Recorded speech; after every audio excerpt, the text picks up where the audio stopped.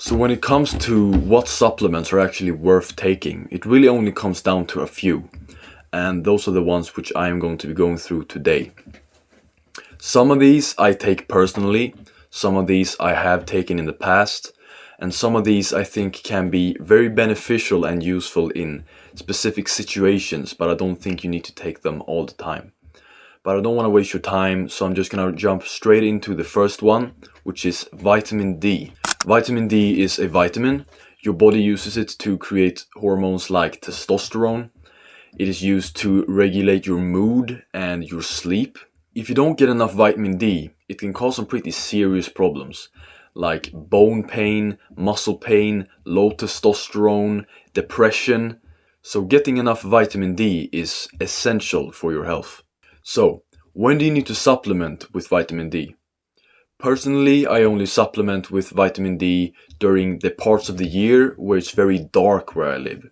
So times like the winter and fall where there's a lot of cloud cover and I don't really feel like I get enough sunlight, then I like to supplement with vitamin D. But if you live in a place where it's sunny year around, I don't really think you need to supplement with vitamin D, because you should be getting enough vitamin D from the sun itself if you're spending time outside.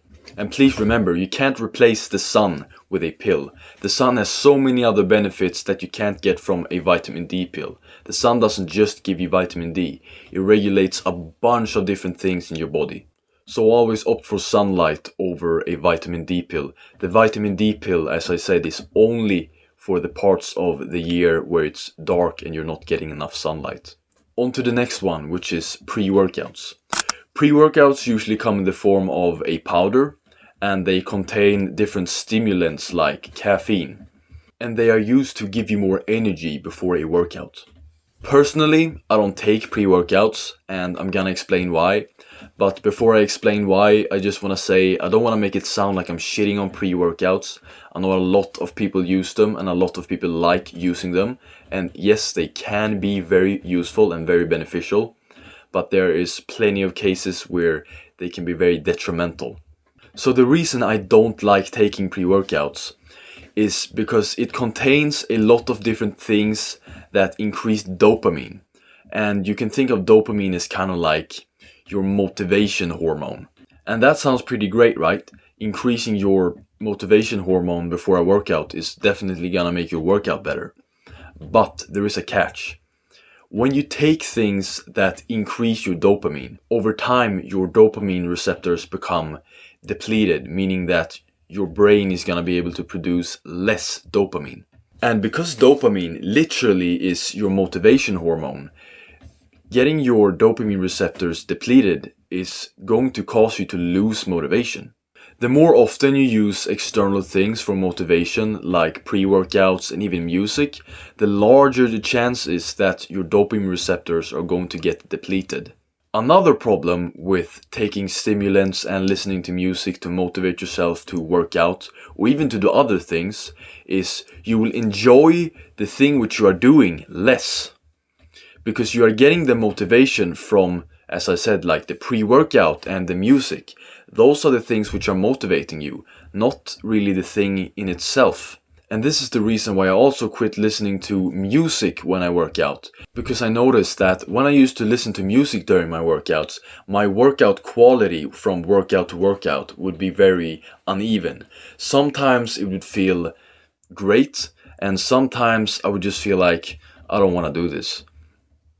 And I would just end up sitting on my phone trying to find the right song to motivate me. But the problem was that my dopamine receptors was fried from all the different things I was layering on to motivate me to work out. Now that I quit listening to music during my workouts and quit taking pre-workouts, I find that the thing that motivates me is actually the workout in itself. I actually feel excited now to go into the gym and to work out. I don't feel excited anymore to go into the gym, take the pre-workout, turn on the motivating music. Like, that's not what motivates me anymore. The workout motivates me, which feels way better. The workout in itself feels way more fun. So I would actually recommend, especially if you're someone who uses pre-workout all the time and always listening to music, try just for like a month, just not using any of it, okay? It's gonna be hard, but try for a month. Just don't use pre-workout, don't use music, don't like try to take anything like caffeine or coffee before your workout. Just go like just you and the weights. Nothing else motivating you, and see how it feels. On to the next one, which is protein powders. Protein powders can be a very convenient way to get your daily protein in, but they should not be used to replace whole foods. Now, the fitness industry won't tell you this because protein powders and supplements in general is a billion-dollar industry, but most protein powders are actually unhealthy. The reason most protein powders are unhealthy is because they contain a lot of different chemicals like artificial sweeteners and soy lecithin, for example. Soy lecithin is used to prevent clumping of the protein powder, so it doesn't create like disgusting clumps in your protein shake. And artificial sweeteners is used to make it taste good. But the problem with this is soy, for example, has been shown to mess up your hormones and decrease your testosterone. And artificial sweeteners have been shown to mess up your gut microbiome, which is extremely important if you want to lose weight and just be healthy in general.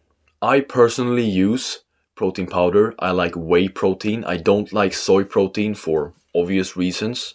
And I don't like most plant proteins and even some other proteins like beef protein because they are not as bioavailable, meaning that your body can't use them as effectively as other protein powders. And whey protein is by far the best one. The protein powder which I use is a organic grass-fed protein powder with no additives. It only contains whey protein. And I'm gonna tell you, it does not taste good. Like it is not good. It smells like farts and it tastes like farts. But for me personally, it is worth it because I care about my health so much. I do not want to eat those shitty protein powders with a bunch of soy lecithin and artificial sweeteners and stuff in it. Real whey protein does not taste like cinnamon crunch. It tastes like shit, which is why I prefer getting my protein from things like beef and eggs because they taste much better. But if I need to get some extra protein in for the day, I will take a protein shake at the end of the day, and I have a trick. I'll take the protein powder and I put it in like some yogurt or something, or sometimes milk, and I'll pour in either like honey or maple syrup, like a fuck ton of honey and maple syrup. And if you do that, it actually tastes kind of good. But if you don't do that, I promise you're gonna have to hold your nose while you drink that stuff because it tastes like absolute dookie. So yeah, that's the problem with most protein powders. But if you want to get the protein powder that I use, I'm going to link it in the description. But I warn you, it does not taste good, but you can make it taste pretty good with healthy sweeteners like maple syrup and honey. So, buy a little bit, try it out. It's not gonna taste as good as your bullshit cinnamon crunch protein, but it's gonna be a hell of a lot healthier. The next one is post and pre-workout carbs. Now, pre-workout carbs are used to give your muscles a little bit of extra energy that you can use during your training, because your muscles primarily run on sugar. Taking carbs before a workout can be very beneficial.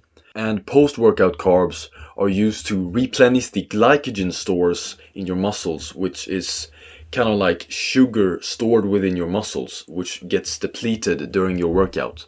So that's why you would take carbs after your workout, because after the 30 minutes after you worked out, your body is hypersensitive to any kind of sugar that it gets.